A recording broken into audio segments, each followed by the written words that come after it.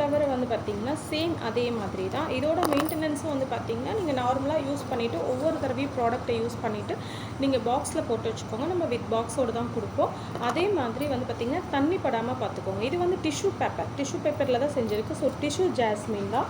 இந்த மாதிரி உங்களுக்கு கலர்ஸ் யூஸ் பண்ணி வேணும்னாலும் நம்ம செஞ்சு கொடுப்போம், ப்ளைனாக வேணும்னாலும் செஞ்சு கொடுப்போம். ஒயிட் த்ரெட்டு, கலர் த்ரெட்டு, நீங்கள் எது கேட்டாலும் அந்த மாதிரி கலர்ஸ்லேயும் நம்ம த்ரெட்டை யூஸ் பண்ணி கொடுப்போம்.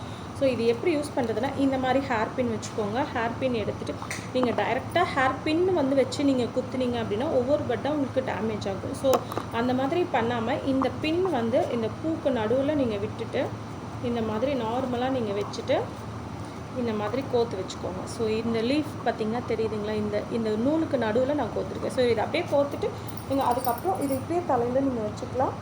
ஸோ வச்சுட்டு அந்த ஊக்கு பின்னுக்கு மேலே, அந்த சேஃப்டி பின்னுக்கு மேலே இதை வந்து நீங்கள் குத்திட்டீங்க அப்படின்னா உங்களுக்கு இன்னும் கொஞ்சம் சேஃபாக செக்யூராக இருக்கும்.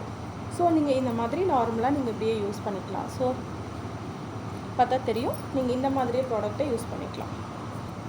இந்த ப்ராடக்ட்லேருந்து இந்த ஊக்கை எடுக்காமல் ஸோ ஒவ்வொரு தடவையும் நீங்கள் இதோடையே வச்சு நீங்கள் யூஸ் பண்ணிக்கலாம். உங்களுக்கு ஒத்தையாக வைக்க விருப்பம் இல்லை அப்படின்னா நீங்கள் ரெண்டாக மடித்து கூட வச்சுக்கலாம். ஸோ இந்த மாதிரி ரெண்டாக மடிச்சுமே நீங்கள் இந்த பூக்கோட நூலுக்கு நடுவில் வந்து பார்த்திங்கன்னா இந்த மாதிரி விட்டு யூஸ் பண்ணி வச்சுக்கலாம். ஸோ இந்த மாதிரி நீங்கள் வச்சுட்டு இதுக்கு மேலே, ஸோ இந்த ஹேர் பின்னுக்கு மேலே நீங்கள் இதில் இப்படி தான் குத்தணும். ஸோ இந்த மாதிரி குத்துனீங்கன்னா உங்களுக்கு ரொம்ப நாளைக்கு வந்து லைஃப் கிடைக்கும். ஓகேங்களா?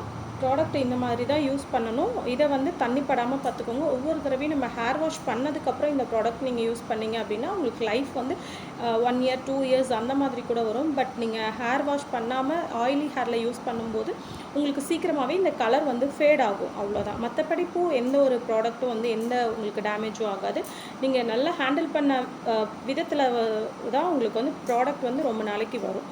ஸோ இந்த ப்ராடக்ட்டை இந்த மாதிரி நீங்கள் யூஸ் பண்ணிக்கலாம். தேங்க்யூ.